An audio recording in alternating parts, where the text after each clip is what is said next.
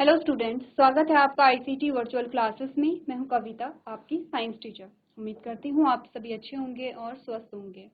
तो class continue करेंगे अपना चैप्टर जिसमें हम बात कर रहे हैं टिश्यू के बारे में, और आपका टॉपिक चल रहा है एनिमल टिश्यू। तो स्टार्ट करते हैं एनिमल टिश्यू, जिसमें आपने कुछ टाइप्स के जो टिश्यू हैं वो देख लिए हैं। जैसे एपिथेलियल टिश्यू आपने देख लिया है, और आपका जो चल रहा है वो है कनेक्टिव टिश्यू। कनेक्टिव टिश्यू में आप ब्लड को पढ़ चुके हैं, ब्लड के बारे में आपने बात यहाँ पर कर ली है।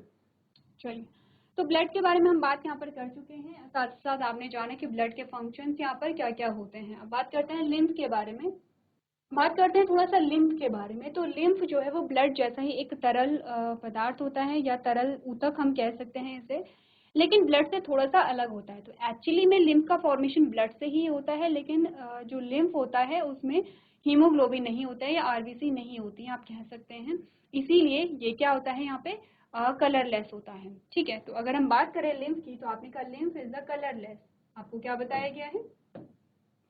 Lymph is a colourless fluid. कैसा फ्लूइड है? कलरलेस। क्योंकि हमने बात की थी कि जो आरबीसी आपका है, रेड ब्लड सेल्स जो आपकी होती हैं, उनमें एक पिगमेंट होता है हीमोग्लोबिन, और उसी की वजह से उसका कलर है, उसी की वजह से वो रेड है। अब आपको अगर पहले ही स्टेटमेंट में ये बता दिया गया है कि लिम्फ जो है वो कलरलेस होता है, इट मीन्स कि यहाँ पे पिगमेंट नहीं होगा। ठीक है, क्लियर है इतनी बात?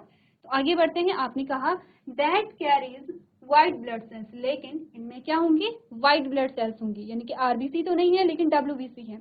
अब एक चीज ध्यान से देखिए, आपने कहा क्योंकि इसमें डब्ल्यूबीसी है, इट मीन्स कि इसका काम कहाँ पर होगा? इम्यून सिस्टम में होगा। तो जब आप हायर क्लासेस में जाएंगे और इम्यून सिस्टम को आप पढ़ते हैं, तो इम्यून सिस्टम में आप ऑर्गन्स को पढ़ते हैं। ठीक है, ऑर्गन्स में आप यहाँ पर लिम्फ भी देखते हैं, और अगर हम इम्यून सेल्स या इम्यूनिटी देने वाले जो भी लिक्विड हैं, उनमें आप लिम्फ को भी पढ़ते हैं, क्योंकि लिम्फ में क्या होते हैं? यहाँ पे डब्ल्यूबीसी पाए जाते हैं।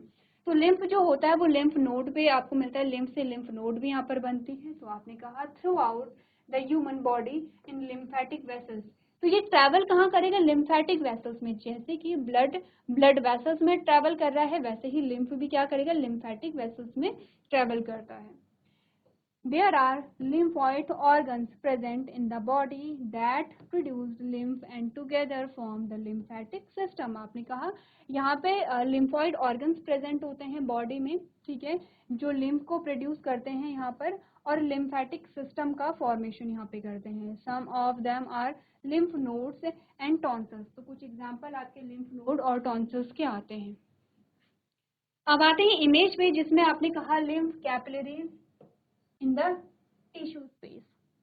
यहाँ पर आपको बता रही कि क्योंकि ये रेड कलर में है, तो हमने कहा कि ये आर्टरीज हैं। आर्टरी कैसे होंगी? जिसमें ऑक्सीजनेटेड ब्लड ट्रैवल करता है। इतना तो हमें पहले भी पता है, ये हम बात पहले भी कर चुके हैं। आपने कहा जो आपकी आर्टरीज होती हैं वो क्या करती हैं?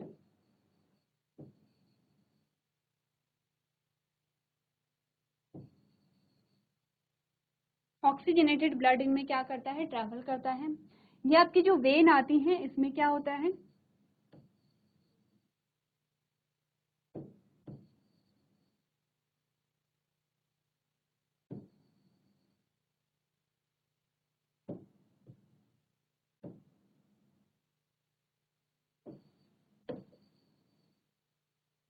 डीऑक्सीजनेटेड इनमें ट्रैवल करता है। ठीक है, अब आपको यहाँ पर कहीं दिख रहा है, आपने कहा ये जो बीच में आपके आते हैं ये है कैपिलरी, जिन्हें केशिकाएं कहते हैं। कैपिलरी में होता क्या? अगर मैं आपसे पूछूं फंक्शन क्या होता है कैपिलरी का, ये तो हमें पता है। अगर ब्लड वेसल्स के बारे में हम बात करते हैं, आपने कहा आपकी आर्टरी आती है, आपकी वेन आती है, और बीच में आपकी कैपिलरीज आती है। तो कैपिलरीज का फंक्शन क्या होता है? तो देखिए यहाँ पे देखिए, ये है आपकी आर्टरी, ये आपकी आर्टरी आती है। अब आपकी जो आर्टरी है ये ऐसे डिस्ट्रीब्यूट हो जाती है। ठीक है, इट मीन्स कि ये जो डिस्ट्रीब्यूट होगी, ये एक सेल को ऑक्सीजन देगी, ये दूसरी को देगी, ये तीसरी को देगी, ये चौथी को देगी, इस प्रकार से। अब अगर हम वेन की बात करें, तो ये यहाँ से निकलती है वेन इस प्रकार से। ठीक है, ये जो स्ट्रक्चर आप देख रहे हैं, ये जो नेटवर्क आपका बन रहा है, तो ये तो आपकी आती है आर्टरी, और ये आपकी आती है वेन। लेकिन आपने कहा कि जो आप यहाँ पे ब्रांचेस देख रहे हैं आर्टरी की या वेन की, जो ब्रांचेस आप देख रहे हैं, जो कि यहाँ पर क्या कर रही हैं? एक्सचेंज कर रही हैं गैसेस को सेल के साथ। इन ब्रांचेस को हम क्या कहेंगे, कैपिलरीज यहाँ पर कहेंगे, ठीक है। तो बेसिकली कैपिलरीज क्या करती हैं, ये डिस्ट्रीब्यूट जो ब्रांचेस होती हैं आर्टरी या वेन की, उसे हम कैपिलरीज कहते हैं, जो कि यहाँ पर ऑक्सीजन और कार्बन डाइऑक्साइड को क्या करती हैं, एक्सचेंज यहाँ पर करती हैं। क्लियर है इतनी बात? तो अब आप समझ रहे हैं कि कैपिलरी यहाँ पर हम किसे कहते हैं, ठीक है, क्लियर है। तो डायरेक्शन भी आपको ध्यान में देनी है, ये है डायरेक्शन जो कि यहाँ पे ऑक्सीजन देगा, ठीक है, ये डायरेक्शन है, ये डायरेक्शन है, और ये डायरेक्शन है कि ये यहाँ पे क्या देगा, कार्बन डाइऑक्साइड यहाँ पे रिलीज करता है, ठीक है। तो पढ़ ले चीजों को। अब यहाँ पर हमने क्या बातें की, हमने कहा ये बीच में आपका जो नेटवर्क लाइक स्ट्रक्चर है वो क्या था, लिम्फ कैपिलरीज है। यहाँ पर आपने कहा कि लिम्फेटिक वेसल्स भी आती हैं। अब यहाँ पर क्या होगा, जो ब्लड है, ब्लड से अगर कुछ चीजें हटा दी जाए, ब्लड है और ब्लड में जैसे कि आरबीसी हटा दिया जाए, तो उससे आपने कहा कि ये जो लिक्विड है ये अपने एक नेटवर्क बनाने लगते हैं, जैसे कि लिम्फेटिक वेसल्स कहते हैं, और इनमें जो तरल होता है उसे हम क्या कहते हैं, लिम्फ यहाँ पर कहते हैं। लिम्फ के फंक्शंस, लिम्फ का कंपोजिशन, ये सारा कुछ हम यहाँ पर पढ़ेंगे। तो अभी तक हमने क्या चीजें यहाँ पर समझी है, हमने कहा जो लिम्फ यानी कि लसिका है, एक रंगहीन तरल पदार्थ है जो पूरे मानव शरीर में लसिका वाहिकाओं में सफेद रक्त कोशिकाओं को ले जाता है।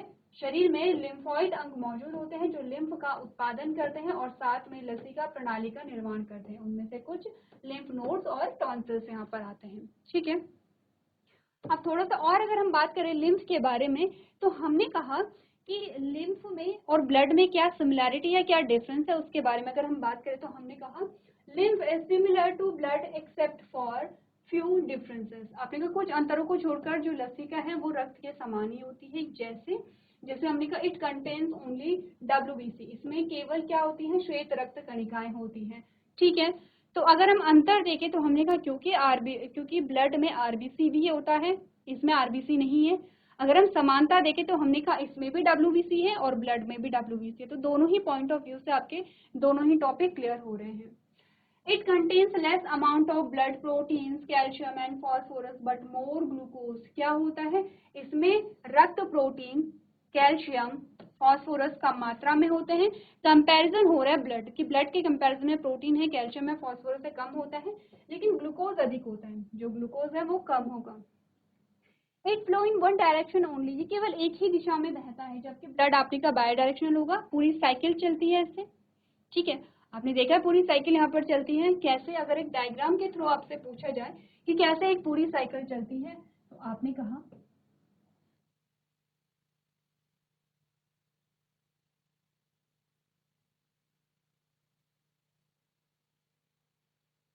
देखिए,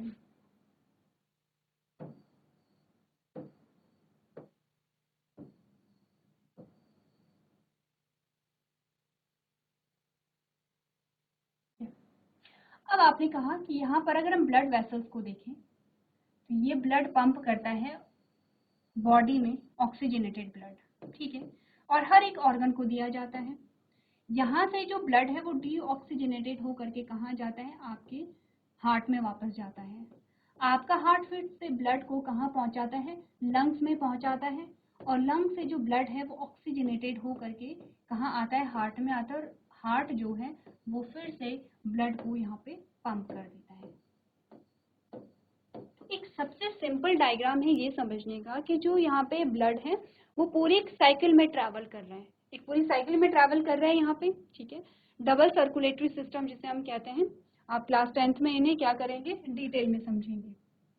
चलिए नेक्स्ट जो पॉइंट हमारे पास आता है उसमें कहा गया है lymph moves in the body through it's normal function and like blood which is pumped by the heart. आपने कहा जो हृदय द्वारा पंप किए जाने वाले रक्त के विपरीत लसिका अपने सामान्य कार्य के माध्यम से शरीर में चलती है, यानी इसे जो हार्ट है वो पंप नहीं करता है, जबकि ब्लड को जो पंप करने वाला ऑर्गन है वो क्या है, हार्ट है।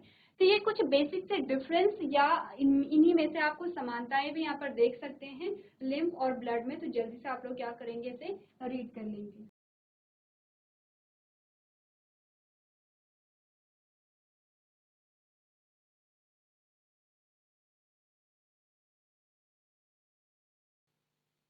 चलिए आगे बढ़ते हैं और बात करते हैं लिम्फ के बारे में थोड़े से, और जो हमारे पास इंफॉर्मेशन आती है वो है कॉन्स्टिट्यूएंट ऑफ लिम्फ, यानी कि लिम्फ किन किन चीजों से बना है, लिम्फ के जो घटक हैं वो क्या क्या है। अपने का लिम्फ प्लाज्मा, सबसे पहले यहाँ पे क्या आता है, लिम्फ प्लाज्मा आता है। Lymph plasma carries infection fighting protein along with other substances such as water calcium and phosphorus. आपने कहा जो लिम्फ प्लाज्मा होता है, लसिका प्लाज्मा में पानी, कैल्शियम और फॉस्फोरस जैसे अन्य पदार्थों के साथ साथ संक्रमण से लड़ने वाले प्रोटीन भी यहाँ पर होते हैं। इसीलिए हमने कहा था इम्यून सिस्टम का इम्पोर्टेंट पार्ट होता है लिम्फ। जब हम इम्यून सिस्टम पढ़ते हैं तो लिम्फ के बारे में हम सारी चीजें यहाँ पर समझते हैं। सेकंड है लिम्फ कार्पल्स, ठीक है। आपने कहा जो लिम्फ कार्पल्स होती है या फिर लिम्फ कणिकाएं होती हैं, उसमें हमने कहा कि जो lymph corpuscles comprise of white blood cells, red blood cells and platelets are not present in lymph. ये ध्यान देना है कि जो लिम्फ कार्पल्स हैं या फिर लसिका कणिकाएं हैं, ये श्वेत रक्त कणिकाओं से बनी होती हैं। अब ऐसे नहीं है कि आप पूरा स्टेटमेंट यहाँ पर इस प्रकार से देखेंगे कि इसमें आरबीसी और ब्लड प्लेटलेट्स भी होती है, नहीं। आपने कहा लसिका में लाल रक्त कोशिकाएं और प्लेटलेट्स मौजूद नहीं होते हैं, ये ध्यान देना है। क्या होते हैं, इनमें प्लेटलेट्स भी नहीं होंगे और इनमें डब्ल्यूबीसी भी नहीं होंगे। तो साथ साथ में जो डिफरेंसेस है उन्हें भी आप नोट यहाँ पर करते चले जाएंगे, ठीक है। आगे अगर हम बढ़े तो हमारे पास बोन आता है, तो ये हमारे पास लिम्फ आता है। लिम्फ के क्या क्या फंक्शंस हो सकते हैं ये हम समझ रहे हैं जब हम इम्यून सिस्टम के बारे में यहाँ पे बात कर रहे हैं। साथ ही साथ लिम्फ और जो ब्लड है आपके, उसमें क्या क्या डिफरेंसेस होते हैं, क्या क्या सिमिलैरिटीज होती हैं, ये दोनों तरीके से आपको क्या करना है, यहाँ पे सॉल्व करना है। तो चलिए एक बार आप लोग देख लीजिए लसिका के क्या क्या घटक हमारे पास आते हैं।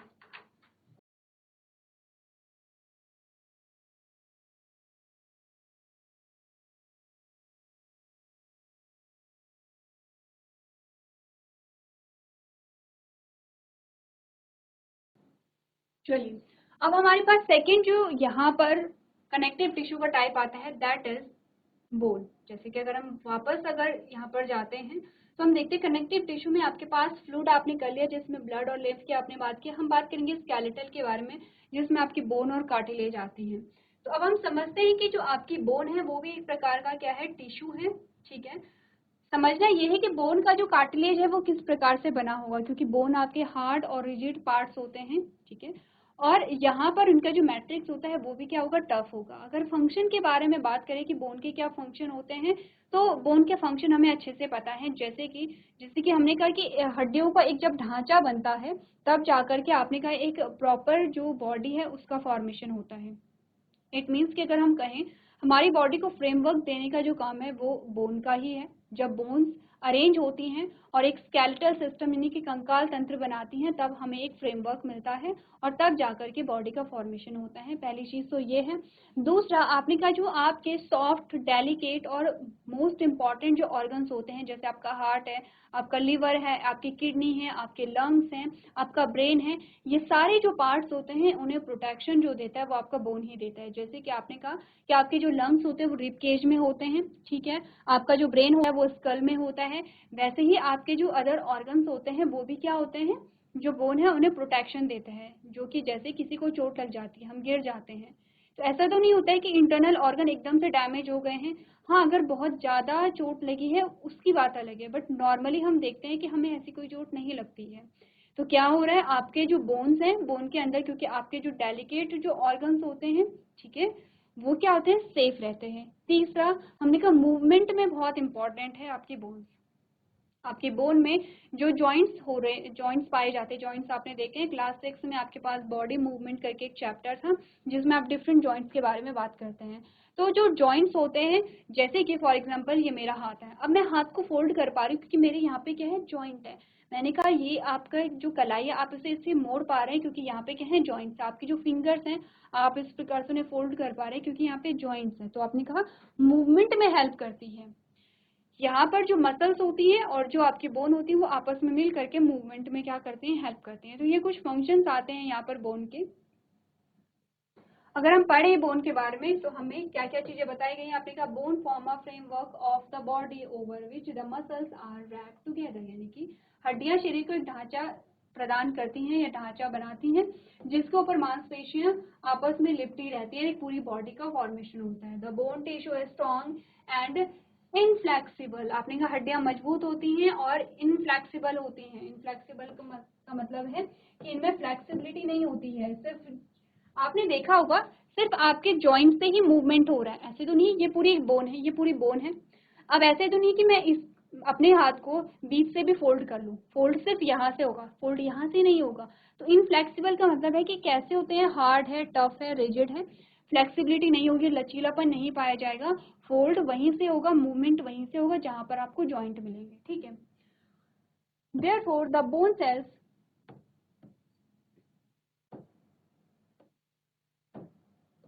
Therefore, the bone cells are present in a rigid matrix that is formed from a calcium and phosphorus. हमने कहा इसीलिए अस्थि कोशिकाएं एक कठोर मैट्रिक्स में मौजूद होती हैं जो कैल्शियम और फॉस्फोरस से बना होता है। तो अब हमें पता चल चुका है कि जो बोन है, बोन का जो मैट्रिक्स है वो किससे बना है, कैल्शियम और फॉस्फोरस से बना है।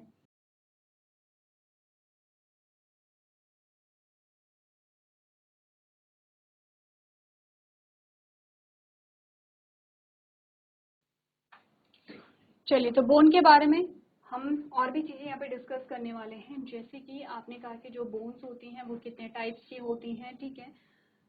तो सारे टाइप्स के बारे में डिस्कस नहीं करेंगे क्योंकि बहुत लेंथी टॉपिक हो जाएगा, लेकिन जो इंपॉर्टेंट बोन्स हैं उनके बारे में थोड़ा सा हम यहाँ पे डिस्कस कर लेंगे।